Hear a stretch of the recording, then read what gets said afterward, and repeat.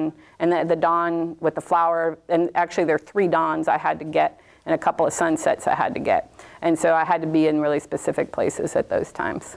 And you said you've done other documentaries. How does this, what are the titles of the other? The other one is Vidas Entretejidas, or Woven Lives. And it's about weavers in Oaxaca. So it's in the same valleys. There's a lot of the same villages that I went to. There's 2 new ones in here that were not in that.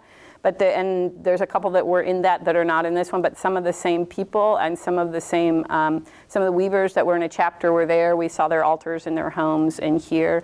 So there's some overlap, but it's sort of like telling story about the same place, but sort of the life and the culture. And even the exhibition will be a little bit more how the textiles tie into it and how the weaving and the embroidery work tie into it.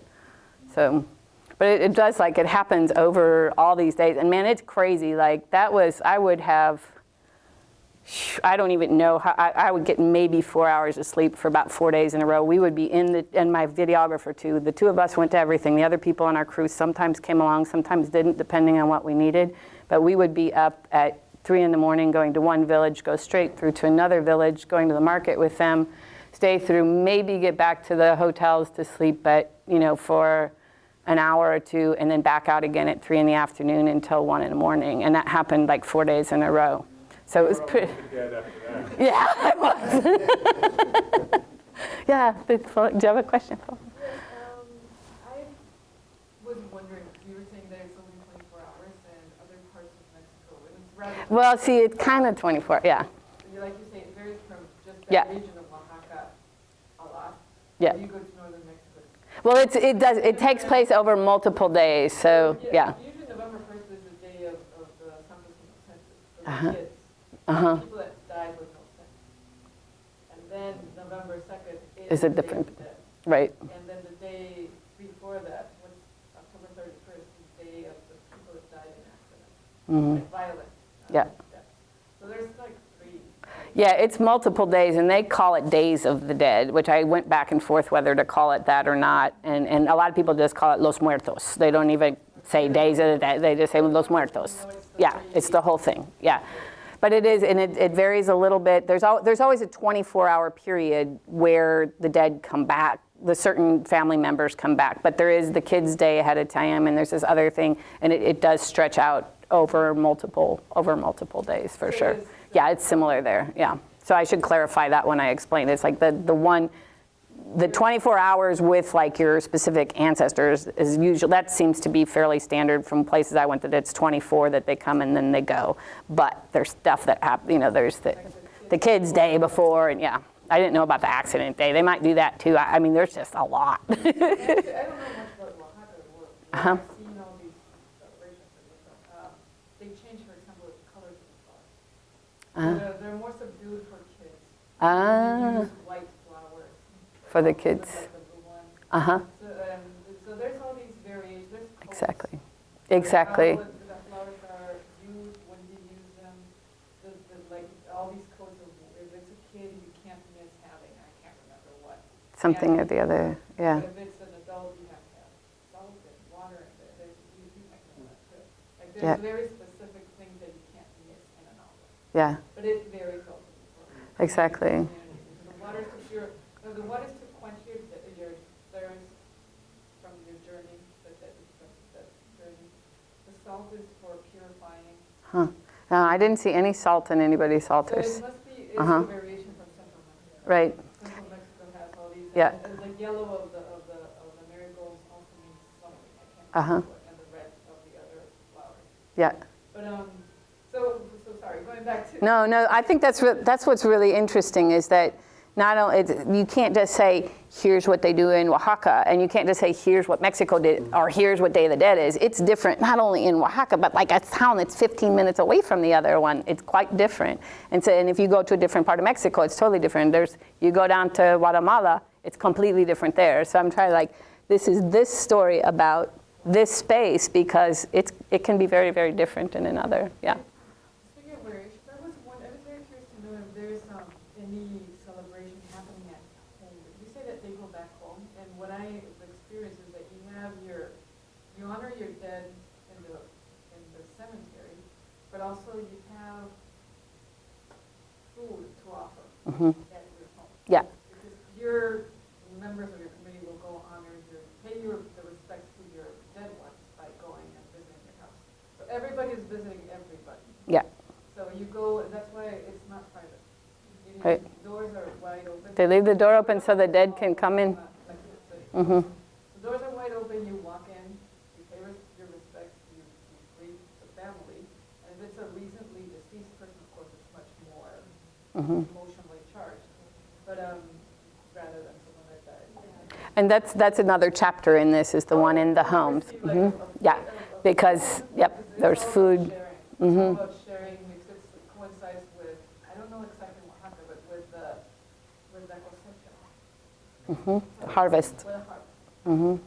So Yeah. there's a certain amount of abundance because it is harvested. Mhm. So Yeah. one question for you. If everybody's traveling, who stays at home to receive the other people? It's everybody's taking turns. It's a big family. Yeah. You leave your grandma, you go. Oh, okay, your grandmother's meal. Or the grandmother might go and mom's home for a while, but there's usually somebody in the home, and they open the doors during that, again, like in Teotitlan, which is the town that I'll do the visiting and the families, because that's really huge. A lot of the altars that we saw were in homes, and I have one that's like from what the altar normally looks like, because they usually have an altar anyway. But then what do they do for Day of the Dead, and how does that change? And then they open the doors for that 24-hour period, and you walk around with these, piles of bread and fruit, and you go out, you come in with a big cloth, and you put stuff in it, and you walk off with your, it's like Christmas when we all go to everybody's house. Everybody exchanges food, yeah. So that was my question. So it does happen Yeah, also. totally, yeah. People- So if I make tamales and you make mole, I give you tamales and you give me something, whatever it is. Yeah, it was in where we went. It was more like, and also you set the table. You have these big feasts. You have you leave an empty chair at the table too. Like for Passover, you leave it for Elijah, and then for in the Day of the Dead, you leave your seat empty for the dead to be able to sit with you. They tended to in Teotitlan, that was where I was doing the house to house thing. The tamales and the mole would be there. But you would bring bread and flowers, and you put the flowers first, and you put the bread on top of it, and then you saludar, you greet the ancestors, and then you go greet the people in the family. And in the small towns, you walk around and shake the hand of every person in the room when you come in, and everybody when you leave. And so, but doing that first to the ancestors was really super important.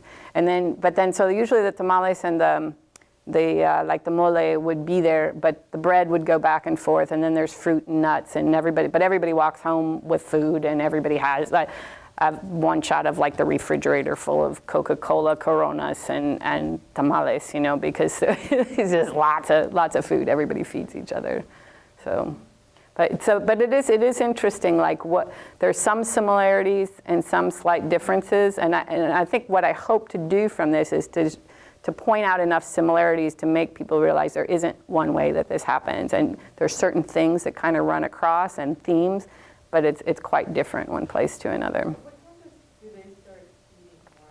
Depends which town. It's 12 o'clock in Mitla. It's 3 o'clock, or it's about 4 o'clock. In the dead come at 12 o'clock. I guess you eat around 1 o'clock.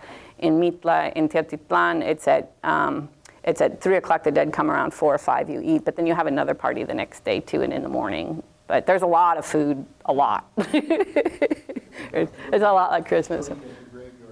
Some do. They do here. There are some people like cooking. People bring their little barbecues. It depends. But in Mitla, they wouldn't do that. At Tsompa, they do. And at Tsompa, they would have little fires going. There's people like selling food outside, and then they might even like be cooking something because they're there all night and it's cold and you get hungry. So they would be eating there in San Antonino, where they're spending a lot of time. That's the one where they're using lots and lots of flowers on super decorated graves. You'd see people a lot eating, playing cards, because they're also there. It might take 5 hours to decorate a grave. You've got to eat. And so they're just doing whatever. They got the radio playing, you know. And that was the one thing about the music too, is like it's not, the music's whatever. It's not like here's Day of the Dead music. It's like, well, we like Leela Downs, you know, and these guys over here like somebody else. And so there's crazy music all the time, and it's always playing. And it'll be different if I'm on that side of the room from this side of the room. It might be something totally different that everybody's just sitting around. It's like you're at a picnic, you know. So. And you're not playing, are you going to have part of the, like, the background music?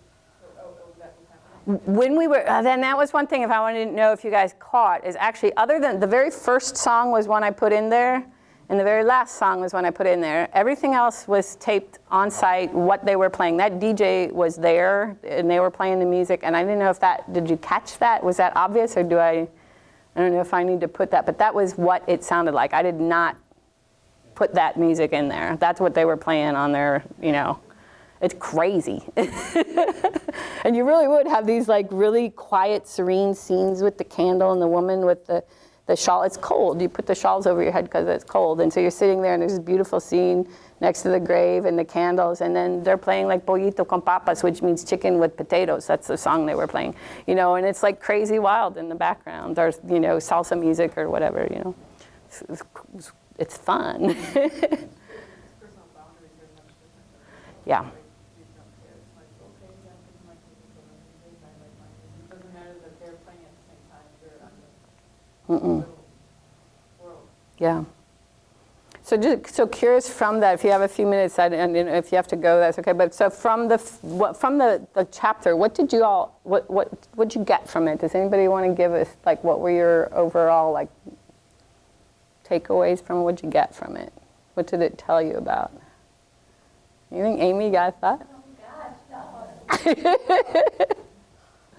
Yeah? You can do that in like half an hour. Sorry. I was just thinking just the not only the like picturesque beauty, but also just the beauty of the relationships, you know, and the caring of, you know, people for one another. That was nice. Nice. I Yeah. thought, yeah, it was beautiful watching it, but I thought there was something missing. I thought, well, where's the dialogue? You know, what was the purpose of this long scene? You know, Without words. Uh-huh. That's Maybe interesting. the opposite, I really like just like receiving it without getting any guidance. Mhm.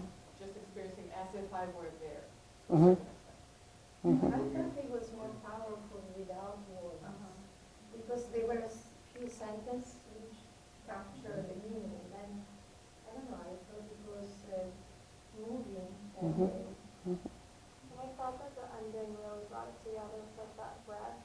It kind of felt like, and then the eyes closing, it kind of felt like that was the dead and that they were there for the experience. And then like that last breath is like, oh, it's like a green sign for that. Yeah. Mhm. I thought, you know, there was joy at the beginning when people come and they, you know, they really look forward to this and it's very meaningful for them. And then as they're leaving the cemetery, it's almost like this, you know, they're gone and it's sad that they're leaving for another year. And I didn't see the words either. A celebration of life, Right. basically more than that. Mhm. So it was, I liked it a lot. Oh, good. That's what I'm hoping to get to. But you know what I think is happening when I'm sitting here looking at it and talking. You know, I've got my editor and that we're going back and forth on things. But you know, there's what I experience, and then there's what you all experience. And since I want other people to experience, I need to. You know, it's really helpful to know, to hear those things. And as it were, Alberto, you started to say that. I really liked it too, and I mean, for me, what struck me the most is that the Deep Mexico. That's the title of a book by Mexican anthropologist Mexico Profundo, that he really studied these deep layers of Mexican traditions, and that for me, Mexico is well and alive in the era of globalization. It is, isn't it? It is very... Yeah, and you'll still see the effects of globalization. I mean, they got Coca-Cola out there. They've got little LED. There's some guy in a big rabbit suit with LED light. They like the LED lights. Those show up. Jack-o'-lanterns, right? Yeah. Mm-hmm. They do that in Mexico, but it's called in Guatemala. Uh-huh. Where they dress up like bunnies and stuff. Oh, do they? But that's not for the daily day. It's for something else. For something else. But my comment was, they just had the Spring Film Festival here Uh-huh. in Madison. I don't know if you saw anything like this. I didn't get there. Yeah. One of the choices was Stray Dogs. Uh-huh. And they actually had a scene where a lady was looking at a picture of a mountain, and the guy comes up behind her and stands. He's her husband. 14 minutes, nothing changes. Oh, really? So you have just one long shot, 14 minutes, and then everybody's wondering what's going to happen after the 14 minutes. You sit there and you wait, and then it's the end. The script is coming up. Wow. It was very disappointing. So don't watch that. Don't do that one, right? That's interesting. Because you think something's going to happen. Yeah. I loved it. I thought it was great what we could see in like Uh-huh. classes. But I love the colors and I love seeing the kids. Yeah. It's so fun, and I think I like it without the words. I think you really get the feel of what's happening. And I think that's like part of the most impactful aspect of it is that you feel everything. Mhm. You don't have people talking or saying it. You just feel it. Mhm. And that it can go from the different parts, so like in the morning and at night, and you get that different feel. Yeah. So you got this, you could tell, like, I was trying to play with those first words, how to start it. So you knew this was starting like at 11:30, 12 o'clock at night. And then by about 10, people are starting to show up. But that then they're there like all night. That was something that at first I wasn't getting across that this was an all night thing. So that was also why we had to do the dawn shot there too. And so that was, yeah. Mm-hmm. I just wanted to say that I didn't miss the words either, and it was a very short 8 minutes. Oh, good. Because if it was a long 8 minutes, then I'll be in trouble. That's good. Make a compromise with the song. Yeah. Like Pollito con Papas, that's one where it's like, man, it's so good if you know what they're saying. Yeah. So any other last questions? Or What's your next movie? I don't know. I'm doing some fair trade things next that I don't know what that's going to wind up doing, but I love doing stuff like this, the storytelling. And then I like really the interaction of the space and the storytelling and the textiles and how that becomes part of it and how you can tell a different story. Like, I think it will be really different when it's projected. Then it will almost be like two different things, I think, when it's projected in the gallery and when it's shown separately, because they're so... one is so time-based because you're sitting there watching this thing. It's linear because it's in a row, time-based in the film. But once you put it in a space and it's happening and it's not time-based, but it's space-based, so you're moving through it. So I think there'll be two very, very different experiences. It's sort of like I kind of had the film and I was like, wow, if I project this, that'd be really cool. And then it adds this whole other thing. And I was also thinking it could be really nice for things like if there's big festival, if somebody's having a festival, it could be good to just project on the wall in the back, because if you didn't pay attention, even if you only caught like a minute of that in the middle, I think you would find enough intriguing to watch it. So I'm thinking it can live in several different ways. And so, one is sort of, it has to be intriguing enough in beginning to end to hold people there for like 50 minutes. But it also has to be, if it can live without, if I can do it without the words and the visuals are really strong, it could also live in other ways too, where it's just projected and creating an atmosphere for some festival. I'd love to see it like really big on the side of a building. One last question Yeah. about making your film. Yeah. Do you create the film first, or and then look for funding, or do you get funding and then create? Because you said you had a crew of maybe 3 or 4 people. Yeah. So it costs money. And Yeah, well, I got grants through the university to do them, and that's how I got the first one, and it paid for much of it, but not all of it. And then I had a lot of people work really cheap on these films. My videographers give me a really good deal, and my editors give me a really good deal because they like the projects. And like the music, I've been able to get like internationally known artists to let me use their music and things like that. So I can keep the costs down more than most, and partially because it's more educational. I'm not looking to make $1 bazillion off of it. I'd like to pay myself back from the last film, but apart from that, it's I'm not. And so people will add into it, and they bring things to it in a way that keeps the cost relatively low. And because I went through it once before, I had a sense of how to do this. But we do have a big major grant opportunity every year at the university, and if you can write a really good grant proposal, you can often get enough to start a project. And it gives me enough to get them started, and then I often have to look for other funding on the side to be able to finish them up and go with them. But I go with a general idea of what I want. Like these, I knew what story I wanted from each place.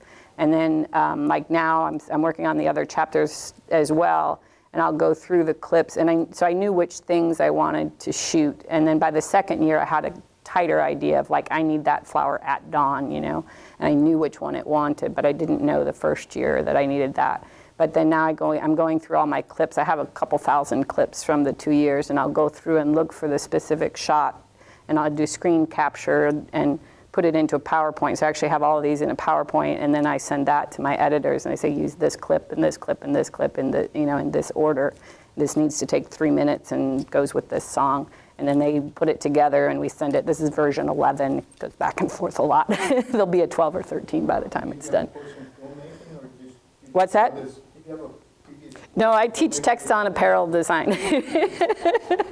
So, but I have I'm an artist, and I have my MFA is it's in textile, but I also do a lot of installation in my work. I actually had a little bit of a 5-minute video as part of my MFA show, which is the first place I did that. But I've worked with filmmakers on different projects, and it's sort of like it was sort of like the first one was sort of like doing PowerPoint presentations, like this one that I was doing. If I didn't have the film clips, I would do a lot of things like that about the artisans that I worked with a lot.